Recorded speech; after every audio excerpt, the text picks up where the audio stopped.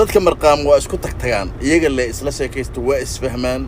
sida suubooyinka oo kale ay dadka marqaam isku fahmaan durba nin inta la fariista xagga la fariista ayagoona is aqoonin oo isku qabiilkooda aqoonin oo magacooda aqoonin ay durba is aaminayaan waa isla fariisanayaan sigaarka isku dhiibayaan jaadka isku dhiibayaan sheekada ha socoto dadka waxa man dad guriga siiqaan hadda maanta la kulmeen marka laba saas oo kale ah yaa meel ku kulanta mid waa sujuu ogaadeen waa sujuu waa weligiis NFD geeso ma dhaafin midna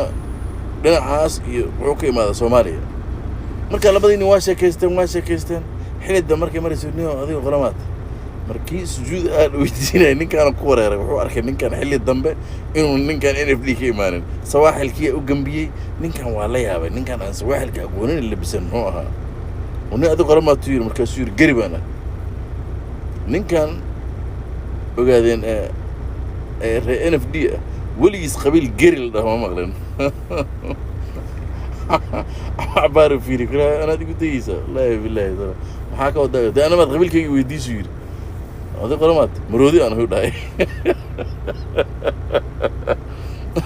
مرودي أنا كلها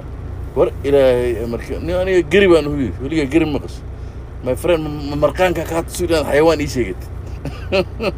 مركان كات سقاط كان جزاء وحياله بدن بالوي قنابي ما قرت هذا Soomaaliya كيما تسمعها قات كان جزاء dadka markay ku cusub yahay xayawaan oo ka تصم mas iyo gari iyo libaax iyo ka تصا marka maanta ma gari dhuunta dheeraabo ka تصay ma aniyo ana maroodi aan huur saaxiib ana qabiilkayga maroodi way adiga garigaaga haw ana maroodiga aan haana labadii inuu is haystaan yani inuu imaado inuu kala dhax galo damay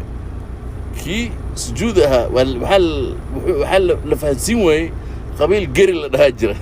gari koom qabla daaro ismaaciil bartaa gala waxa sheegaysiin ana ma qaadanayo marka aan markaan ka dhamaysto baritaan ka wada hadlayna arintaas